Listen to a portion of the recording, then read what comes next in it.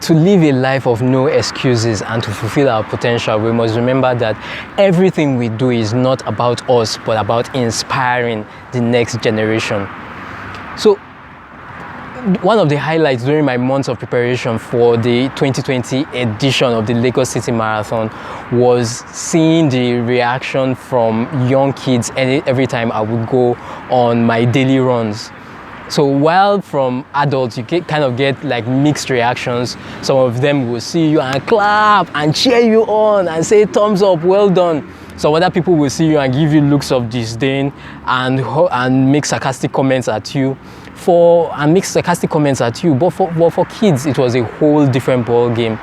Anytime they see me going on my run, you could see the eagerness in their eyes, you know, to run as they are seeing you run. Two particular occasions stand out in my mind. The very first one, I was running on this particular day, and these two ladies were walking ahead of me in the same direction. One of them was holding a baby across her chest, and with the head of the baby seen over her shoulder. So the baby could see me coming a few meters away, but the ladies couldn't see me.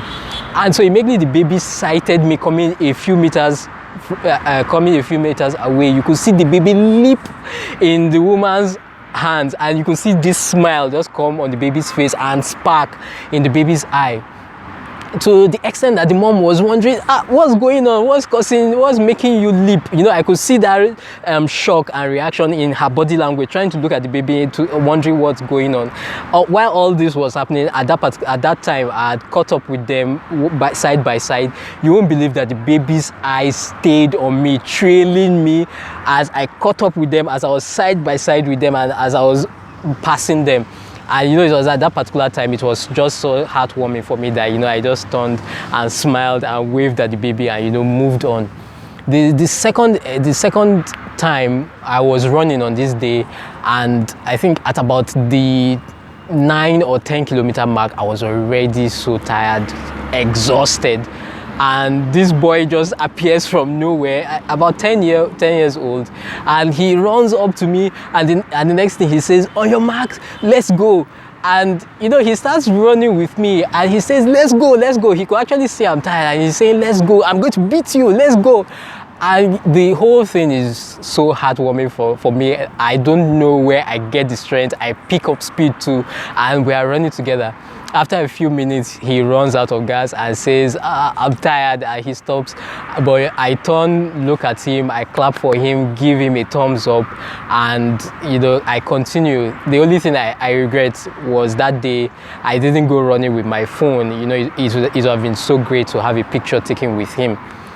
And for children, that's just what it is. You know, you see that eagerness, you see that excitement in their eyes when they see somebody daring, when they see somebody doing something. It starts from even when they are babies, right? They are crawling, or they are sitting, they are lying down, they see all the adults walking, and what do you see them do? They want to stand up too, first of all, and then they want to walk and do what they see the adults doing. And you know, over time as adults, we tend to lose that eagerness, we tend to lose that zest, we tend to lose that verve. Now, when we see other people doing things, daring, reaching for something big, we look at them with eyes of suspicion, like who does that one think he is? He feels he's better than us, right? Who does he think he is to dare? Who does he think he is to reach? And you know, for me, I'm just like, okay, if you won't support somebody that is daring to do something significant with his life, that is daring to reach, that is daring to achieve something great, at least just keep quiet and allow them do their thing. But for some adults, it's not enough. They see somebody, they won't do anything significant with their lives, and they see somebody else daring to reach, daring to do something, and they want to stop them. You know, they are not doing anything, and they want to stop others who are daring. For me, it's that crab mentality. I'm sure many of us have had that story before, where if you put a bunch of crabs in a bucket, none of them will try to climb out of the bucket. And the very few of the crab that would try to climb out of the bucket, what will the others do? They will gather around that particular crab and pull that crab down back into the bucket so that that crab can remain with them at the same level. And so for quite a number of adults, is that crab mentality that says, who are you to dare? Who are you to reach? You feel that you are better than us, right? And when they see somebody trying to dare to do their thing, they are insulting the person, making sarcastic comments at them. Eventually, nothing changes. The status quo remains the same, because the crowd is hurling insults at those who dare, and the rest of the crowd won't dare because they don't want to be insulted. I remember this very popular series I watch on Netflix. It's called Narcos Mexico. It's a series that I love so much. The series is about the activities of drug cartels in Mexico in the 80s based on true events. In the very recent season of Narcos Mexico, that's the season 2, it talks about these presidential elections that takes place sometime in the 80s. I can't quite remember the date now, in Mexico, where the drug cartel leader and some influential politicians were able to rig the elections by publishing fake results while the election was ongoing on the TV. And eventually what happened was that, okay, the fake results that showed the incumbent party was winning, when in reality they weren't. So they get on TV and they release those fake results saying the incumbent party is winning, so that people who hadn't gone out to vote yet would turn on their TV, see the results that the incumbent party was winning, and would just tell themselves, why bother anyway, and just decide to stay at home. And with that, they had the opportunity to manipulate the results any way that they wanted. And when you think about it, is that not really the story of our lives? How many of us don't dare, many of us don't reach, because as far as we're concerned, what's the essence of fighting a losing battle? Why run when you know you're not going to win? Why run for presidency when you know the elections are going to be rigged and you are not going to win anyway? Why run the marathon when you know the Kenyans are going to win? And it's that mentality that says, at the end of the day, many people will say that, why will that dare? People like me don't achieve things like that. People like me cannot win. Who says you cannot win? Who fed you that information? Who fed you that lie? Remember, it's all about perception. And that's exactly what happened in Narcos Mexico, because of because the drug cartel and the influential politicians had access to the media, had control over the media. They were able to feed the public a perception that in reality was not truth. And so for me, that's just what it is. But you discover that for children, that's not what it is.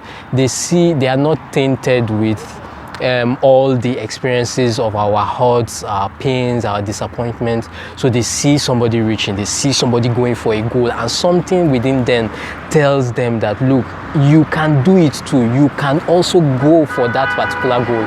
And for me, I just discovered that if we are really going to live a life of no excuses, if we are going to break barriers, if we are going to exceed our limits, if we are going to crush those goals, we need to stay childlike. We need to see people doing their thing and remember and tell ourselves that, look, we can do it too.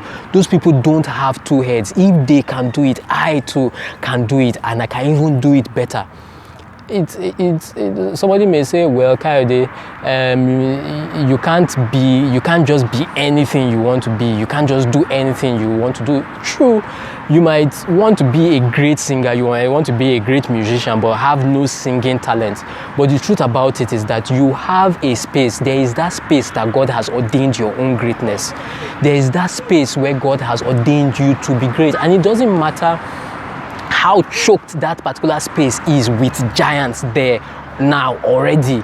You have your own space there too. So it's that childlike belief in yourself, that childlike belief in myself, that no matter how choked that space is, there is my place there, and I would dare to go for it.